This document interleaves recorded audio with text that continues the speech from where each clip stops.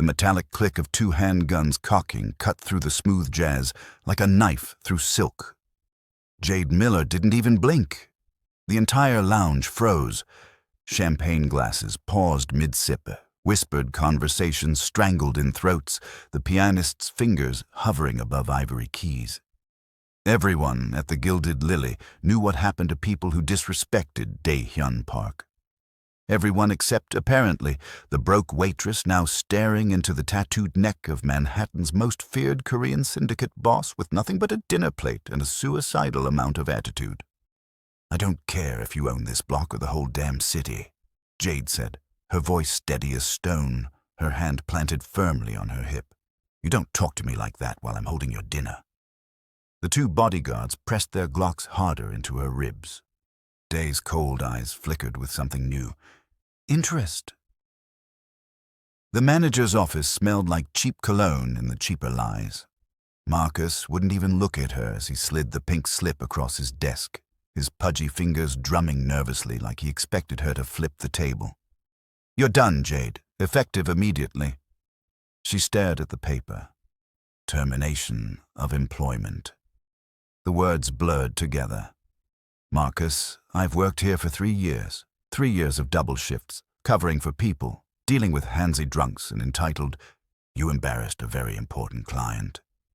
His voice dropped to a whisper, eyes darting to the door like Dae's men might be listening through the walls. "Do you have any idea who that man is? What he could do to this place? To me?" Jade laughed, bitter and sharp. "So you're firing me to save your own ass?"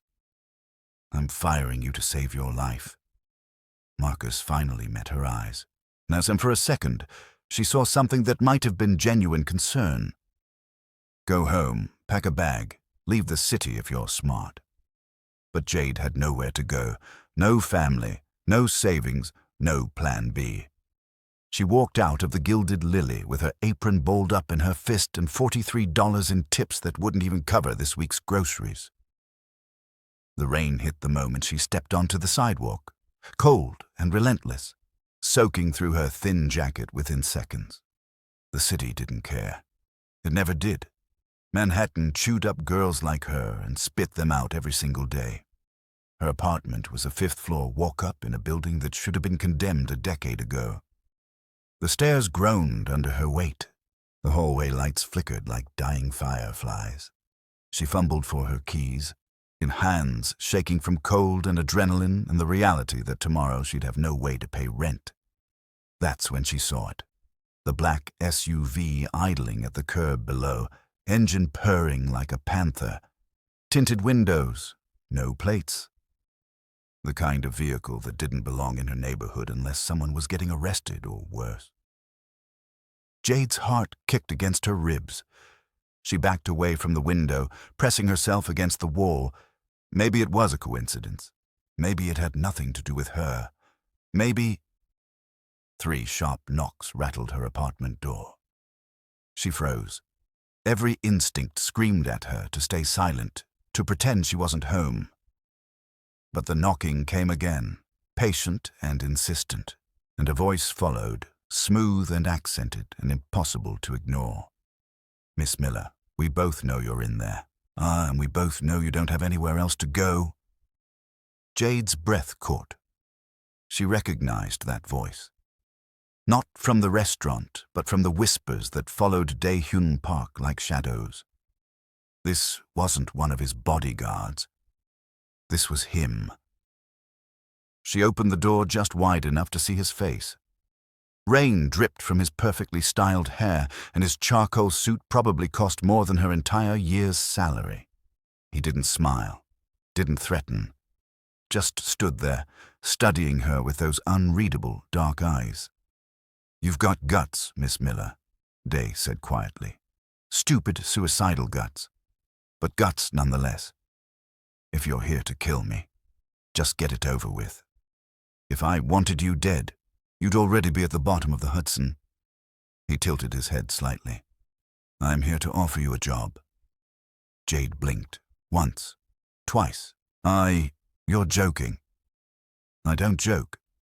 Dae stepped closer, and she caught the faint scent of expensive cologne and gunpowder. "You're the first person in 5 years who's told me the truth to my face. That's a rare skill in my world. Rarer than you know. I don't work for gangsters. You don't work for anyone right now." His eyes flicked past her to the empty apartment, the overdue bills on the counter, the life hanging by a thread. $100,000. 6 weeks. All you have to do is exactly what you did tonight. Which is? Tell me the truth when everyone else is lying. The rain hammered harder against the window. Jade's wet clothes clung to her skin. Her stomach was empty. Her future was emptier. She looked at Dae-hyun Park, the devil himself, offering her a lifeline wrapped in blood money. Then she heard herself say the most dangerous word in the English language. "Okay." The inside of the SUV smelled like leather and power. Jade sat stiffly in the back seat, acutely aware of the bodyguard driving and the other one riding shotgun, both silent as tombstones. Dae sat beside her, close enough that she could see the intricate dragon tattoo creeping up his neck, its scales disappearing beneath his collar like secrets. "Where are we going?" she asked, hating how small her voice sounded. "Somewhere we can talk without interruption." Dae didn't look at her, just watched the rain-slicked streets blur past the window. "Tell me, Miss Miller, what do you know about loyalty? I know it's supposed to mean something, but in my experience, people are loyal right up until the moment it costs them something." Now he looked at her, and something flickered in his expression. Approval, maybe. Or recognition. Exactly. The SUV pulled into an underground parking garage, descended 3 levels into darkness, and stopped now in front of a private elevator. No one spoke as they rode up. The doors opened onto a penthouse that made Jade's entire building look like a cardboard box. Floor-to-ceiling windows overlooking Manhattan. Minimalist furniture that probably cost more than most people's cars. Art on the walls that she vaguely recognized from museums. Dae poured himself a drink from a crystal decanter, didn't offer her one. "I'm going to tell you something that could get you killed just for hearing it. So before I do, I need to know you understand the stakes." Jade crossed her arms. "You already said if you wanted me dead, I'd be fish food. So either tell me or take me home." A ghost of a smile touched his lips. "Behind there's a traitor in my organization. Someone close. Someone who's been feeding information to the Zhao Triad for the past 6 months. Because of this mole, I've lost 2 shipments, 3 safe houses, and 5 good men." He took a slow sip of his drink, eyes never leaving hers. "I've narrowed it down to my inner circle, 7 people. All of them have been with me for years. All of them swear their loyalty on their families' lives. And you don't believe them." "I can't afford to believe anyone." Dae set down his glass with deliberate care. "In my world, Miss Miller, everyone has a price, everyone has an angle. My lieutenants tell me what I want to hear because they're terrified of me. My accountants cook the books to skim a little off the top. My lawyers bill me for hours they never worked. I'm surrounded by liars who smile to my face and sharpen knives behind my back. So you want me to what? Play detective? I want you to be exactly what you were tonight. Honest, blunt, unafraid." He moved closer, and Jade forced herself not to step back. "You'll attend meetings with me, dinners, private negotiations. You'll watch these people, listen to them, and tell me what you see, not what you think I want to hear. The truth. Why would they talk freely in front of a stranger? Because you won't be a stranger. You'll be my consultant, my good luck charm. He paused, considering. Personal assistant. They'll underestimate you because you're not part of this world. They'll let things slip because they won't see you as a threat." Jade's mind raced. $100,000, 6 weeks, enough money to start over, and maybe even get out of New York entirely. But the cost, getting tangled up with the Korean Mafia, hunting a traitor who'd already killed 5 people, putting a target on her back the size of Manhattan. And when I find this mole, she asked, what happens to them? Dae's expression went cold, inhuman. That's not your concern. It is if I'm the one who fingers them. For a long moment they stared at each other. The city glittered beyond the windows, oblivious to the deal being struck in the darkness. You have conditions, Dae said. Not a question. I'm not a killer. I won't carry a gun, and if you ask me to do anything that crosses a line I'm not willing to cross, I walk. Contract void. Agreed. He extended his hand. Do we have a deal, Miss Miller?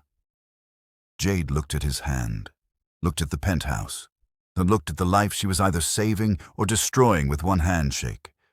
She grabbed his hand and shook it firmly. We have a deal. Dae's smile was sharp as broken glass. Good, because we start tomorrow night. I hope you own something besides a waitress uniform. I don't. Then we'll fix that too. He walked her toward the elevator, his bodyguard materializing from the shadows like a magic trick. 6 weeks, Miss Miller.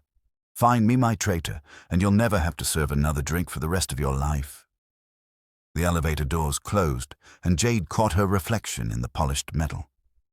She barely recognized herself, and somehow that felt exactly right. The boutique didn't have a name on the door, just a brass knocker shaped like a serpent. The woman who answered looked Jade up and down with the kind of disdain usually reserved for gum stuck to expensive shoes. You're the Miller girl. Not a question. Jade nodded anyway. Strip. 3 hours later, Jade didn't recognize the woman staring back from the mirror. The emerald silk gown clung to her body like water, cut low enough to be dangerous but high enough to maintain mystery.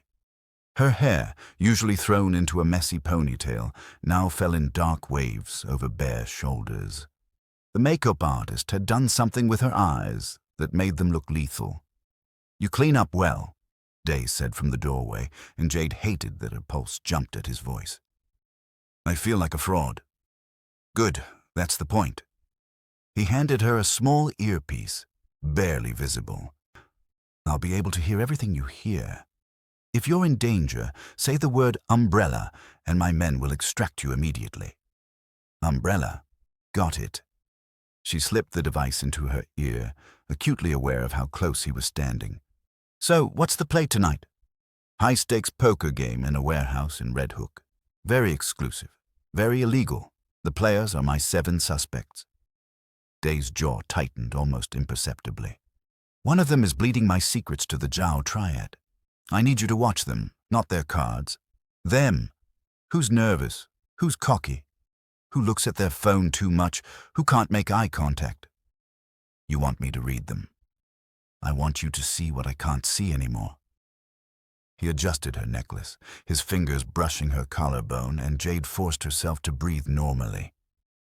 I've known these men too long, but I can't tell the difference between loyalty and performance anymore. The warehouse smelled like cigar smoke and expensive cologne.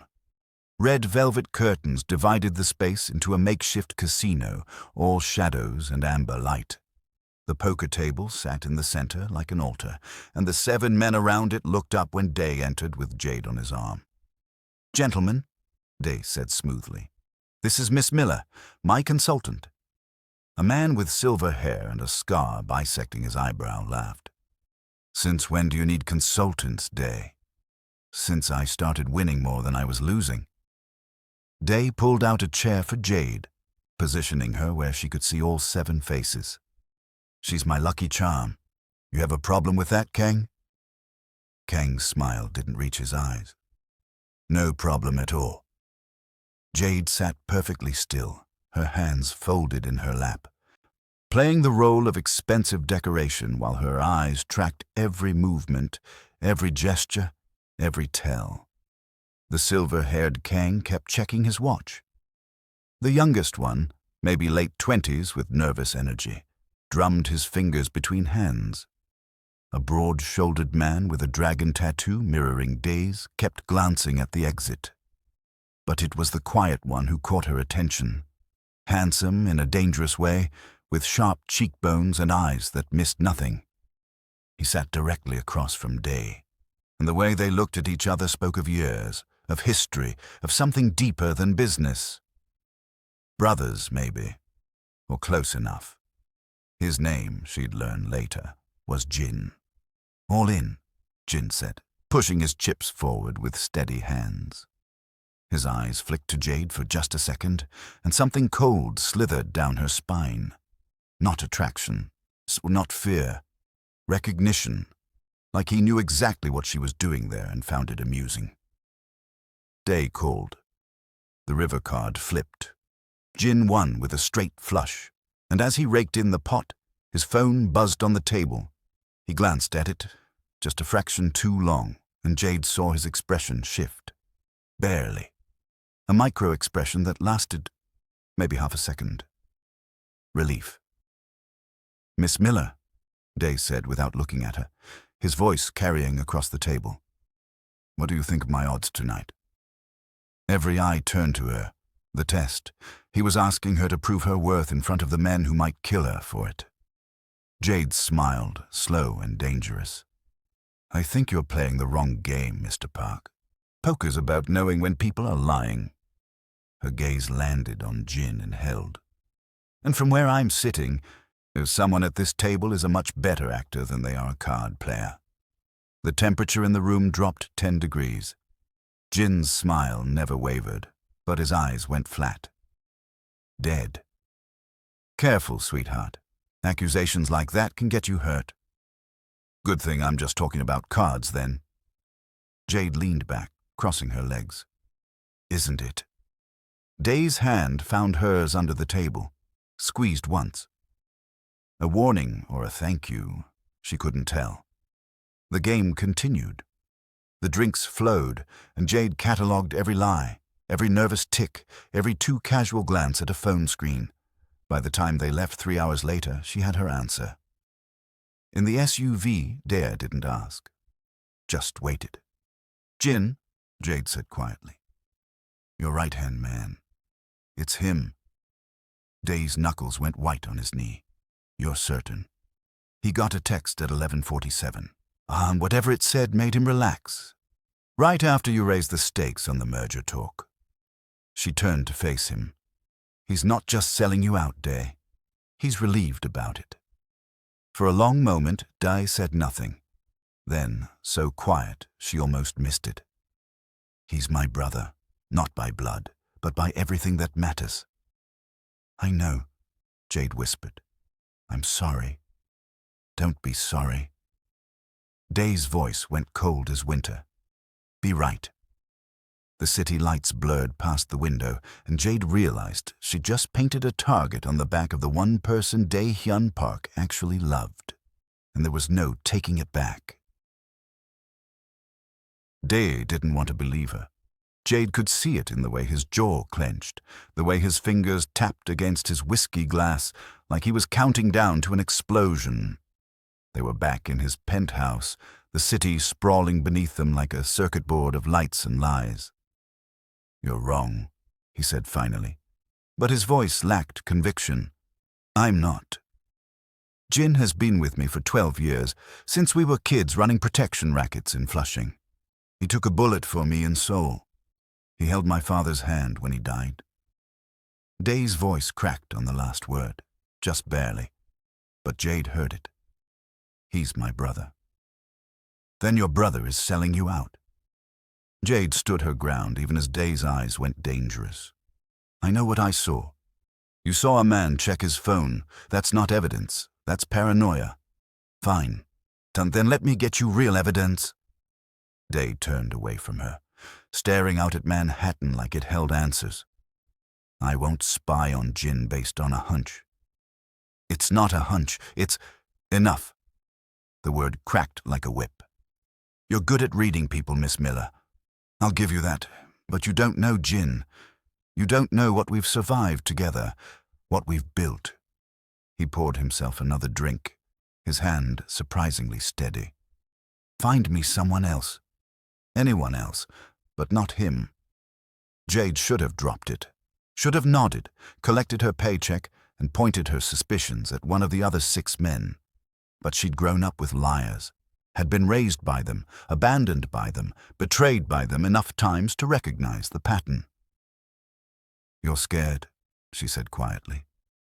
Dae went very still. "Excuse me. You're scared that I'm right. Because if Jin can betray you, then loyalty doesn't mean anything. And if loyalty doesn't mean anything, then you've built your entire empire on sand." She moved closer, close enough to see the exhaustion etched around his eyes. "But ignoring it won't make it go away. It'll just give him more time to destroy you. Get out. I said get out." He didn't yell, didn't raise his voice. But the ice in those 2 words could have frozen the Hudson. "Your job is to advise, not to tell me who to trust in my own organization." Jade grabbed her clutch, her heels clicking against marble as she headed for the elevator. The bodyguard materialized to escort her down, silent as always. But as the elevator doors started to close, she heard Dae's voice, raw and human in a way she'd never heard before. "If you're wrong about this, I'll never forgive you." The doors shut before she could respond. 3 days passed. 3 days of Dae not calling, not texting, not summoning her to any meetings. Jade should have felt relieved. Instead, she felt like she'd swallowed glass. She spent those days in her apartment, researching Jin on every database she could access, legal or otherwise. The man was a ghost. No social media. No digital footprint beyond corporate filings and a single mugshot from 15 years ago. But on the 4th day, Jade got lucky. She was grabbing coffee from a bodega 2 blocks from her apartment when she saw him. Jin. Standing in an alley across the street, phone pressed to his ear, his body language all wrong. Tense, furtive. He kept glancing over his shoulder like he expected someone to be watching. Someone was. Jade ducked behind a parked car, her heart hammering. She couldn't hear what he was saying, but she could see his lips moving, fast and urgent. Then he pulled something from his jacket pocket, an envelope. Thick. He checked inside, nodded, and slipped it back. A black sedan pulled up. Jin walked to the passenger window, leaned in, and had a conversation that lasted maybe 30 seconds. When he straightened up, he looked directly at where Jade was hiding. Their eyes met across 50 feet of concrete and morning light. Jin smiled. Not a friendly smile. A warning. Then he got into the sedan and it peeled away, leaving Jade crouched behind a Civic with shaking hands and a decision to make. She could walk away. Pretend she never saw anything. Collect her money and disappear into a life where Korean gangsters and betrayals were just stories she told at bars. Or she could do what she'd been hired to do. Tell Dae the truth, even if it killed her. She pulled out her phone and dialed. He answered on the first ring like he'd been waiting. "I have proof," Jade said before he could speak. "Jin just met with someone. An exchange. I don't know what was in the envelope, but it wasn't business. Not your business, anyway." Silence. Long enough that Jade thought he'd hung up. Then, "Where are you?" 10 blocks from my apartment. Corner of... Don't move. I'm sending a car." Dae's voice was desert dry, emptied of emotion. "And Jade, if you're lying to me about this, God himself won't be able to save you from what I'll do." The line went dead. Jade leaned against the car, her breath coming in short gasps. She'd just signed someone's death warrant. Maybe Jin's. Maybe her own. Now, the black SUV arrived 7 minutes later.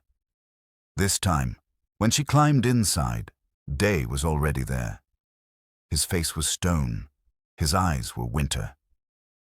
"Show me," he said. And Jade knew that whatever happened next, there was no going back. For any of them. The parking garage was supposed to be neutral ground.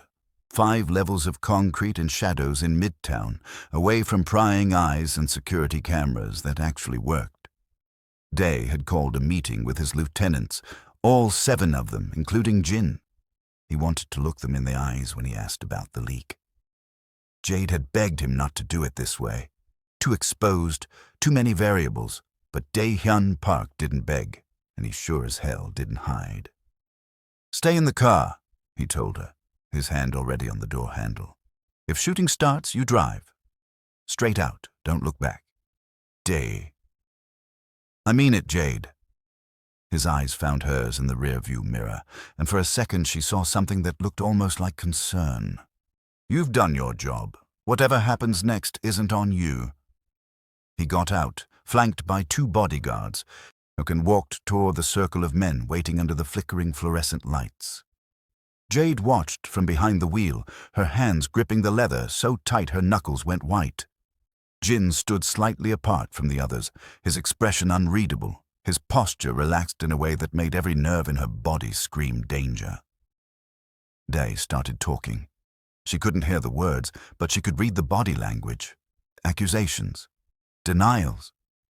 Jin said something that made Dae step closer, his voice rising, and that's when Jade saw it.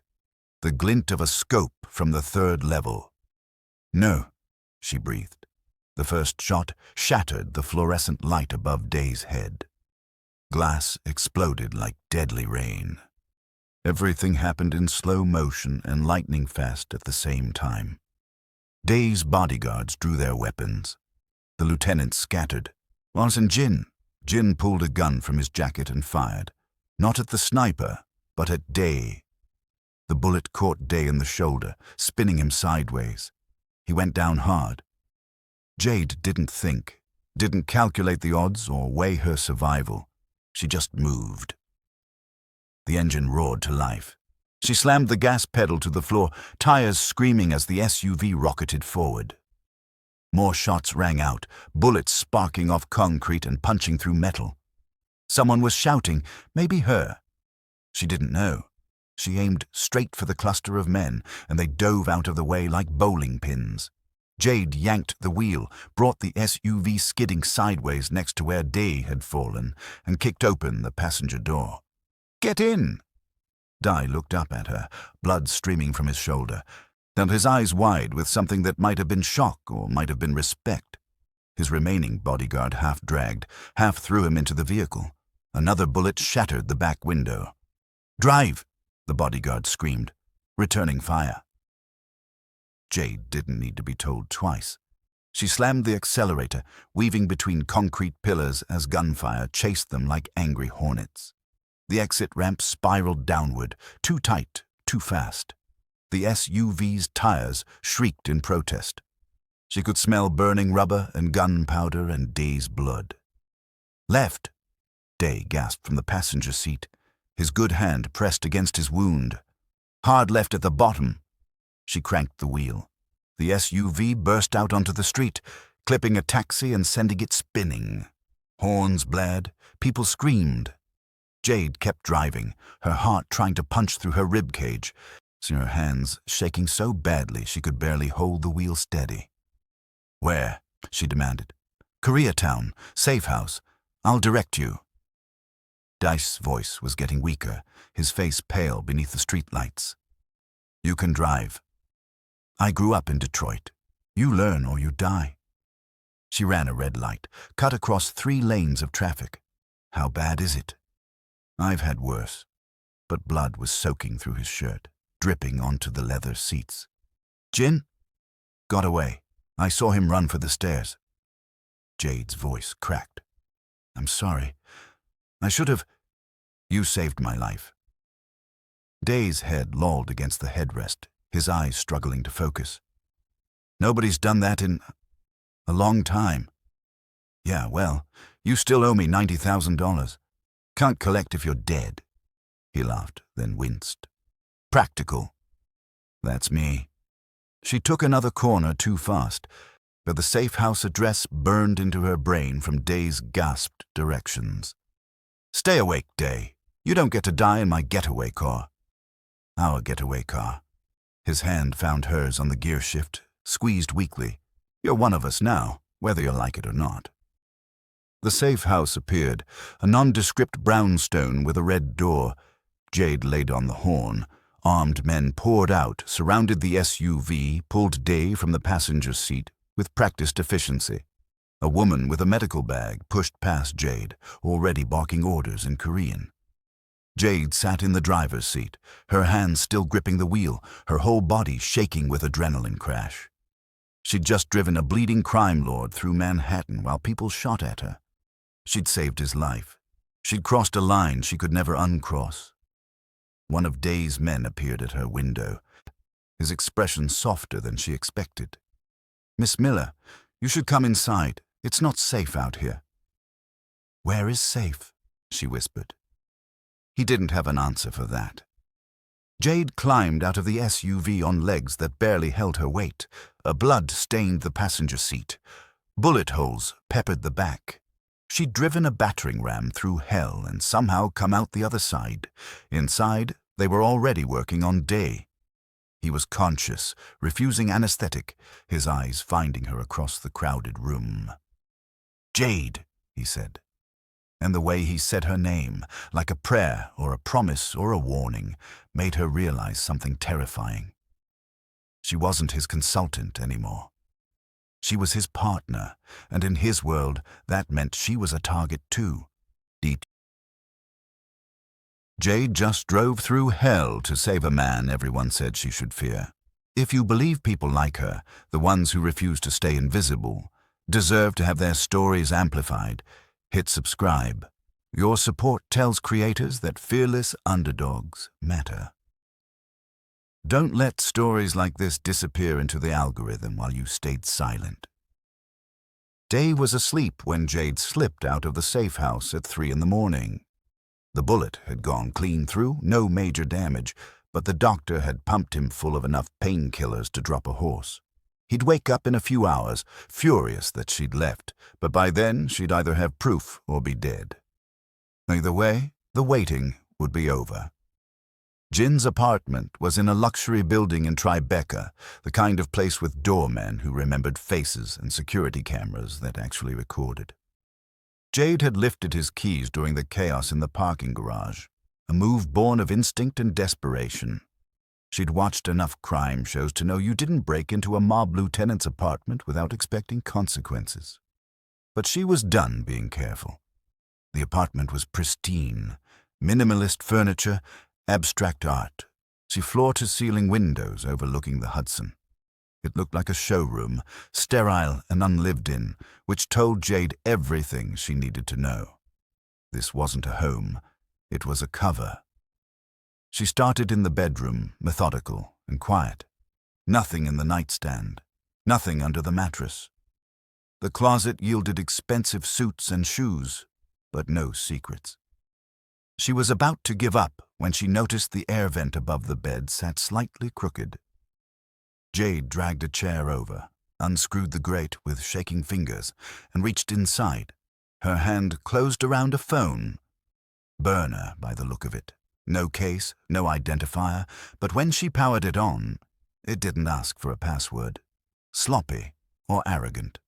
With men like Jin, it was hard to tell the difference. The text messages loaded and Jade's blood turned to ice water. In conversations with someone saved only as Z. Dozens of them, going back 6 months. Shipping schedules, safe house addresses, meeting times, and payments. Wire transfers in amounts that made Jade's 100,000 look like pocket change. But it was the most recent message that stopped her heart. Park is getting suspicious. The girl is the problem. Take care of her, then we move on the harbor shipment Friday. It's over after that. You'll have everything you were promised. Jin's response, sent 2 hours ago. Understood. The girl won't see Saturday. Jade's hands shook so badly she nearly dropped the phone. She took photos of everything, her own phone's camera shutter clicking like a death knell in the silent apartment. Evidence. Undeniable. Damning. She was so focused on the messages, she didn't hear the door open behind her. You're predictable, Miss Miller, Jin said, and his voice was calm, almost gentle. Dae said you were smart, but smart people don't break into a killer's apartment alone. Jade spun around. Jin stood in the doorway, no gun in his hand, no visible weapon at all. He didn't need one. The way he blocked her only exit was weapon enough. He trusted you, Jade said, surprised by how steady her voice sounded. He loved you like a brother. And I loved him like a fool. Jin stepped into the room, and Jade backed toward the window. Dae thinks loyalty is bought with blood and history, but loyalty doesn't pay for cancer treatments, doesn't fund a sister's medical school, doesn't give you an exit from a life that's going to end with a bullet or a cage. So you sold him out for money. I sold him out for survival. Jin's eyes were sad, one which somehow made him more terrifying. In our world, everyone betrays everyone eventually. I just did it first and got paid better. The Zhao Triad. They offered me a partnership, a legitimate business on the West Coast, a clean slate. He moved closer, and Jade realized she was out of room, her back against the cold glass. Dae would never give me that. He'd keep me in the shadows forever, cleaning up his messes, taking his bullets. You took his bullet tonight on purpose. You set him up to die. And you ruined it by playing hero. Jin pulled a gun from his waistband, slow and deliberate. I actually liked you, Jade. You've got guts, but you should have taken your money and run when you had the chance. Jade's mind raced. The window behind her was 20 stories up. The door was blocked, and the burner phone in her hand was her only evidence. And if Jin killed her, it died with her. Dae knows, she lied. I sent him everything before I came here. You're already dead, Jin. You just don't know it yet. Something flickered across Jin's face. Doubt, maybe. Or calculation. You're bluffing. Am I? Jade held up the phone, her thumb hovering over the screen. One button, that's all it takes. I've got your messages queued up to send to every lieutenant in Dae's organization, your deal with Zhao, the assassination attempt, everything. Then why haven't you sent it already? Because I wanted to give you a chance to run. Jade took a breath, playing the only card she had. Dae's awake by now. He knows I'm here. If I don't walk out of this building in the next 5 minutes, his men will burn it down with you inside. So you've got a choice. Let me go and disappear before sunrise, or kill me and guarantee Dae hunts you to the ends of the earth. The gun in Jin's hand didn't waver, but Jade saw the wheels turning behind his eyes. Cost-benefit. Risk-reward. The calculations of a man who'd built his life on betrayal. You're a terrible liar, Jin said finally. But you're right about one thing. Dae will come for me whether you live or die. The only difference is how much of a head start I get. He lowered the gun. Not much. Just enough.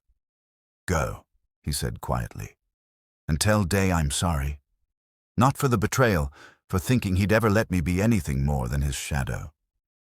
Jade didn't wait for him to change his mind. She moved past him, every muscle screaming at her to run, but she forced herself to walk. Calm, controlled. It's like she wasn't seconds away from collapse.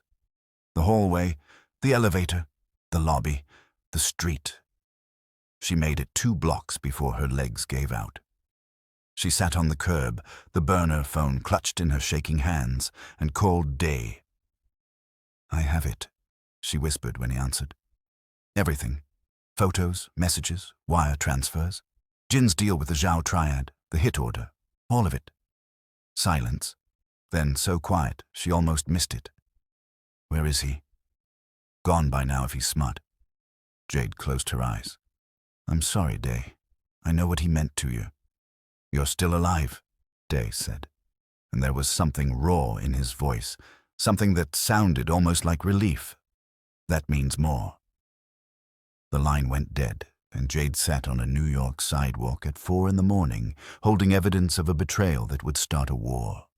And for the first time since this whole nightmare began, she wondered if she'd survive to see how it ended. The harbor smelled like diesel fuel and dead fish. Jade stood behind Dae on the dock, her heart hammering against her ribs, surrounded by 6 of his most trusted men. Trusted. The word tasted like ash in her mouth now. After Jin, how could anyone be trusted? "You shouldn't be here," Dae said without looking at her. His shoulder was still bandaged under his suit jacket, but he moved like the bullet wound was nothing more than a paper cut. "This isn't your fight." "You made it my fight when you hired me." Jade scanned the shipping containers stacked like metal mountains around them. Too many shadows, too many places to hide. "This feels wrong, Dae. Jin knows you're coming. This is exactly what he wants." "I know." Dae's voice was ice and resignation. But the Zhao Triad called for a meeting. Neutral ground. They want to negotiate Jin's handover in exchange for the shipment routes. "And you believe them?" "No." He finally turned to face her, and the exhaustion in his eyes nearly broke her.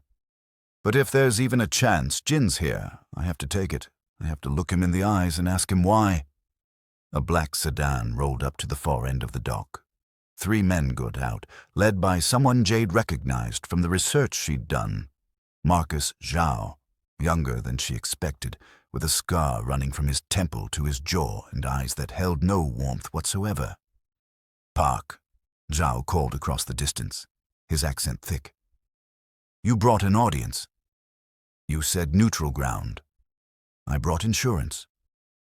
Dae's hand rested casually near his jacket, where Jade knew he kept his gun. "Where's Jin?" "Nearby. First, we discussed terms." Dae started walking forward, and Jade followed, despite every instinct screaming at her to run. The 2 groups met in the middle of the dock, the Hudson churning black and angry beneath the rotting wood. Zhao smiled, but it didn't reach his eyes. "Jin has been very helpful. Cost us quite a bit to poach him from you, but worth every penny." Zhao pulled out a cigarette, lit it with deliberate slowness. "He says you're finished, Park. Bleeding money, losing territory. He says your empire is held together by fear and nostalgia. Jin says a lot of things." Dae's voice could have cut glass. "Most of them lies." "Perhaps, but he also gave us something very interesting." Zhao gestured, and one of his men produced a laptop. "Your entire operation, routes, contacts, financials, everything. We could dismantle you in a week." That's when Jade saw the red dots. Laser sights, at least a dozen of them, dancing across Dae's chest, his men, the dock itself. She grabbed Dae's arm. "It's a trap." The world exploded into gunfire. Dae shoved Jade behind a shipping container as bullets tore through the night. His men returned fire, muzzle flashes lighting up the darkness like lightning. Zhao and his people scattered, using containers for cover, and Jade realized with sick certainty that they'd walked into an execution. "Stay down!" Dae shouted, leaning around the container to fire 3 precise shots. Someone screamed. The smell of gunpowder choked the air, but there were too many of them. Jade could hear footsteps on the container above them, circling, flanking. Dae was bleeding again, his shoulder wound reopened. 2 of his men were already down. They were pinned, surrounded, and out of time. Jade's eyes landed on the emergency kit bolted to the dock railing. Standard maritime equipment, flares, rope, life preservers. She'd seen them 1,000 times growing up near the Detroit River, never thinking she'd need one to save her life. She ran. Bullets chased her, sparking off metal, splintering wood. She heard Dae scream her name, but she didn't stop. Her fingers closed around the flare gun, yanked it free from its mounting. The instructions were printed on the side. Point, pull trigger, pray. A shipping container. Oil drums stacked against it, leaking. She could smell the gasoline from here. Jade aimed at the drums and pulled the trigger. The flare shot across the dock like a comet, trailing red smoke, and hit the oil drums with a sound like God's own hammer. The explosion ripped through the night, like a wall of fire and concussive force that sent men flying, screaming, burning. The shipping container buckled, groaned and toppled sideways, crushing everything beneath it. The gunfire stopped. Jade's ears rang. Her hands shook so badly she dropped the flare gun. Through the smoke and flames, she saw Dae standing, staring at her like she'd just performed a miracle or committed a murder. Maybe both. Zhao's men were retreating, dragging their wounded. The ambush turned into a disaster. Dae's remaining men moved forward, finishing what the explosion started, and Jade turned away because she couldn't watch. Wouldn't watch. Dae appeared beside her, his hand on her shoulder, steadying her. "You just saved my life. Again. I just killed people." Her voice sounded hollow, distant. "I killed them. They would have killed us." He turned her to face him, his hands on both shoulders now, grounding her. "This is what my world looks like, Jade. Blood and fire and choices that leave scars. You can still walk away. I'd understand." Jade looked past him at the burning dock, the body bags being zipped, the empire built on violence that would eventually consume everyone it touched. She should walk away, should take her money, change her name, disappear into a life where guns and betrayal were just things that happened to other people. But then she looked at Dae, at the man who'd trusted her when he couldn't trust anyone else, who'd been betrayed by his own brother and was still standing, still fighting, still trying to find something solid in a world made of quicksand. "Jin's still out there," she said quietly. "The Zhao Triad still has your files. This isn't over." "No," Dae agreed. It's not." "Then neither am I." Jade straightened, met his eyes with something that felt like steel settling into her spine. "I'm seeing this through. To the end." Dae studied her face for a long moment, and something shifted in his expression. Respect, maybe. Or recognition. The acknowledgement that she'd crossed a line tonight that couldn't be uncrossed. "To the end," he echoed. Behind them, the dock burned, and somewhere in the city, Jin was watching, waiting, planning his next move. The war wasn't over. It was just beginning. But Jade Miller, the broke waitress from a fifth-floor walk-up, had just become a soldier. And she was done running. They found Jin 3 days later in a warehouse in Queens, alone except for a duffel bag of cash and a one-way ticket to Vancouver. He didn't run when Dae's men kicked down the door, didn't reach for a weapon, just sat on a crate with his hands visible, waiting like he'd known this moment was inevitable. "You should have been on a plane by now," Dae said, his gun already drawn, already aimed at the man who'd been his brother for 12 years. "I almost was." Jin's voice was tired, empty of the charm Jade remembered from the poker game. "Got to the airport, sat at the gate, couldn't get on the plane without saying goodbye." "Goodbye?" Dae laughed, sharp and bitter. "You put a bullet in my shoulder, sold my operations to the Zhao Triad, ordered a hit on Jade. And you want to say goodbye?" "I want to explain." "There's nothing to explain." Dae's finger rested on the trigger, and Jade could see the war happening behind his eyes. Loyalty versus betrayal. Love versus survival. You chose money over blood. That's all I need to know. Jade stood behind Dae, watching Jin's face.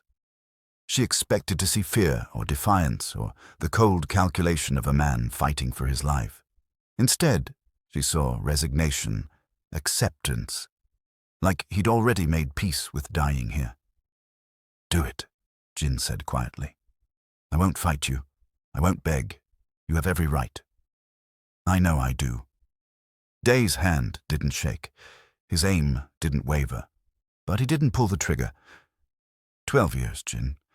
We survived things that should have killed us. Built an empire from nothing. You took a bullet for me and Seoul. I held your sister when she died. We were supposed to be.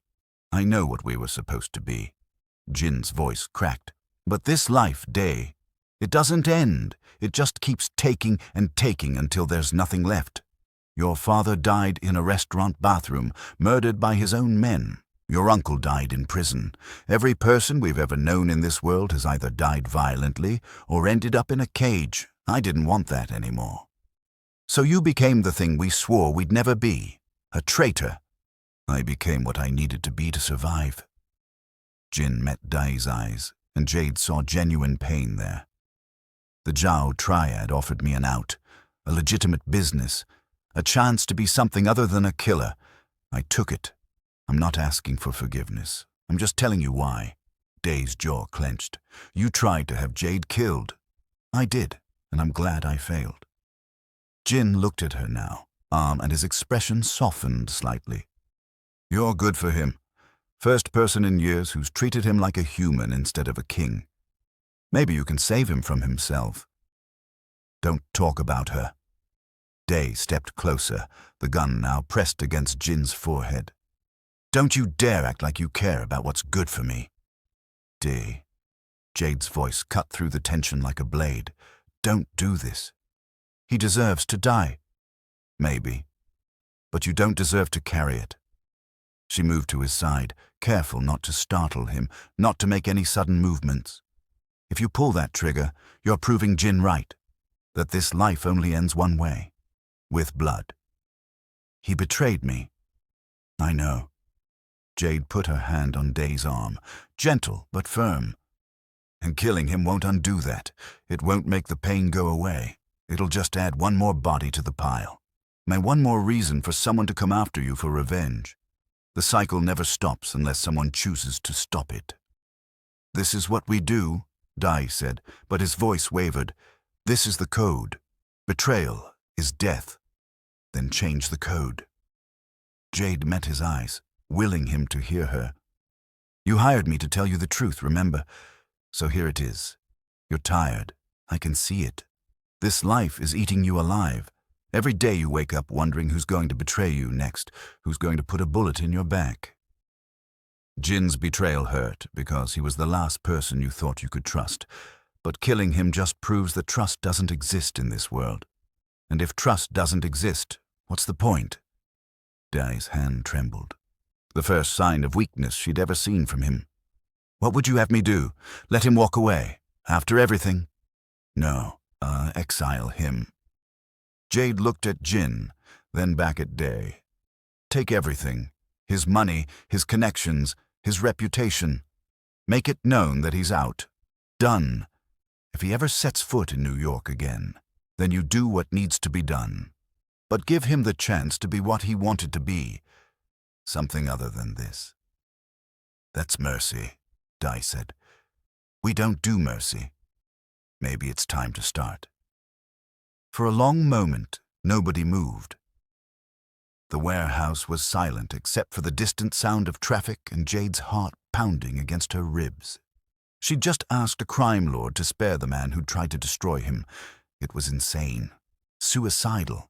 Exactly the kind of thing that had gotten her into this mess in the first place. But then Dae lowered the gun.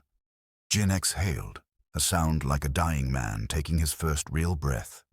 You have 24 hours, Dae said, his voice cold enough to freeze blood. Leave your cash, leave your contacts, leave everything you took from me. Get on a plane and never come back. If I see you again, if I even hear your name in connection with my business, I will find you, and I will finish this. Jin nodded slowly, his eyes shining with something that looked almost like gratitude. Thank you. Don't thank me. Thank her. Dae holstered his gun and turned toward the exit. And Jin? When you get wherever you're going, when you build that legitimate life you wanted, remember that you got it because someone convinced me you deserved a second chance. Don't waste it. They left Jin sitting in the warehouse with his duffel bag and his one-way ticket, a ghost already fading from their lives. In the car, Dae said nothing for the first 10 minutes. Just stared out the window at the city he controlled, the empire built on violence that suddenly felt more like a prison than a kingdom. You think I'm weak, he said finally. I think you're human. Jade reached over, took his hand. And I think you just did something harder than pulling that trigger. You broke a pattern. That takes more strength than most people have. Dae's fingers laced through hers, and in that moment, Jade understood something fundamental. They'd both been running from versions of themselves they didn't want to be. Dae from the monster the world expected. Jade from the invisible girl who didn't matter. But maybe together, they could be something different, something better. "What happens now?" she asked. Dae looked at her, and for the first time since they'd met, he smiled. Really smiled. "Now we build something new. No more wars, no more betrayals, just us and a clean slate. You make it sound easy. It won't be." His smile faded, but his hand stayed in hers. But nothing worth having ever is. The SUV carried them through the streets of New York, away from the warehouse and the ghost they'd left behind, toward whatever came next. And for the first time in years, Dae-hyun Park looked toward the future without seeing blood. 6 months later, the restaurant didn't have a name yet. Just a brass plaque by the door that read, "Opening soon," and windows covered in brown paper that kept the curious from peeking inside. But Dae-hyun Park had a key, and he used it at exactly 7 in the morning, just as the sun started painting Manhattan gold. The space was beautiful. Exposed brick, Edison bulbs hanging from reclaimed wood beams, tables that looked rustic but cost a fortune. A bar that stretched the length of the back wall, bottles catching the early light like stained glass. It smelled like fresh paint and possibility. Jade stood behind the bar, her hair tied back, wearing jeans and a t-shirt instead of silk gowns or waitress uniforms. She was writing something in a leather-bound notebook, so focused she didn't hear him come in. Dae watched her for a moment. But this woman who'd saved his life twice and his soul once. She'd traded the underworld for the restaurant business, but she still had that same fire in her eyes, that same refusal to back down that had made him fall for her in the first place. "You're early," she said without looking up. "I told you noon. I own a security company now. Punctuality is part of the brand." He moved to the bar, running his fingers along the polished wood. "Besides, I wanted to see it before the chaos." Jade finally looked up, and her smile hit him like it always did. Unexpected and necessary. "What chaos? We're not opening for another 3 weeks. You have reporters asking for interviews, food critics wanting sneak peeks. Every socialite in Manhattan trying to get a reservation." Dae pulled out a stool. Waited. "Where should I sit?" She laughed, and the sound filling the empty restaurant. "Wherever you want. You bought the place." "I bought it for you. That makes you the boss." He gestured to the rows of empty tables, the careful layout she'd spent months perfecting. "So I'm asking, where does the owner want her business partner to sit?" Jade came around the bar, wiped her hands on a towel, and studied the room like she was seeing it for the first time. Then she pointed to a small table in the corner, near the window, where morning light pooled like liquid gold. "There. That was my table at the Gilded Lily, where I used to hide during breaks and dream about having my own place." She walked over, traced the edge of the table with her finger. "Now I do. And I want you to sit here so you can see what your investment looks like." Dae sat, and she sat across from him, just like that first night when everything changed. Except this time, there were no guns, no bodyguards, no threats hanging in the air like smoke. "The security firm is doing well," he said. "We landed 3 major contracts this month. Corporate clients, celebrity protection, event security, all legitimate, all legal." "No regrets?" "Every day." He said it honestly, because lying to Jade had never been an option. "I miss the power, the respect that came from fear, the simplicity of solving problems with violence." He paused, met her eyes. "But then I remember what that life cost me. Jin, my father, almost you, and I realize I don't miss it enough to go back. The therapy helping. Dr. Chen says I'm making progress, which is therapist speak for you're still a mess, but at least you're trying." He smiled slightly. She wants me to work on expressing emotions without defaulting to intimidation. How's that going? Terribly. But his smile widened.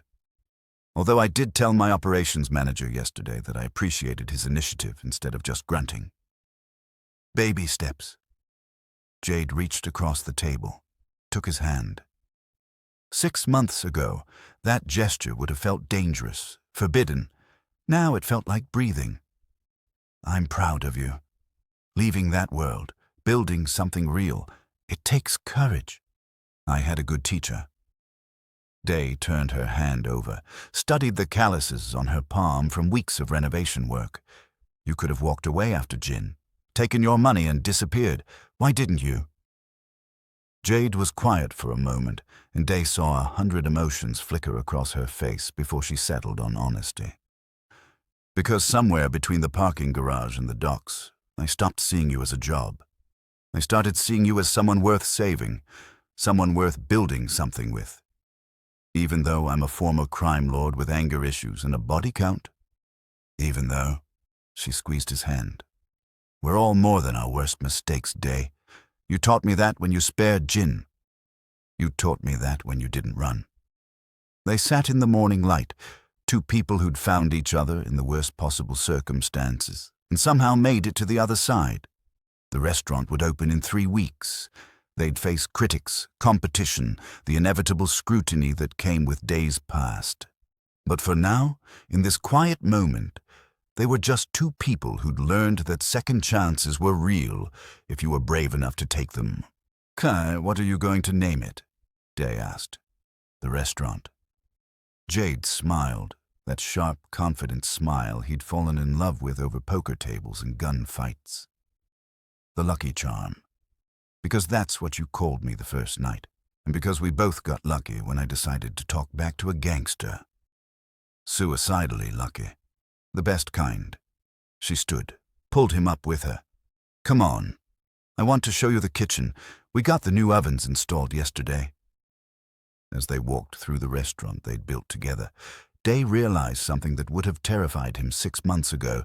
He was happy, not the hollow satisfaction of winning a territory war or the adrenaline rush of a successful deal. Real happiness, the kind that came from building instead of destroying. Jade pushed through the kitchen doors, and already explaining her menu plans with the enthusiasm that made her dangerous in the best way. Dae followed, listening, contributing, being an equal partner instead of a boss. Outside, New York woke up to another day. Somewhere in the city, his former world continued its violent dance. But Dae-hyun Park was done with that music. He'd found a new rhythm, and it sounded like Jade Miller telling him where to sit, what to do, and how to be better. Just like always. Just like he needed. Jade and Dae rebuilt themselves from ashes. If their journey meant something to you, if you believe second chances and breaking cycles deserve to be celebrated, subscribe. You've watched them fight for a better ending. Now give their story the reach it deserves. Be counted among those who amplify voices that refuse to stay quiet.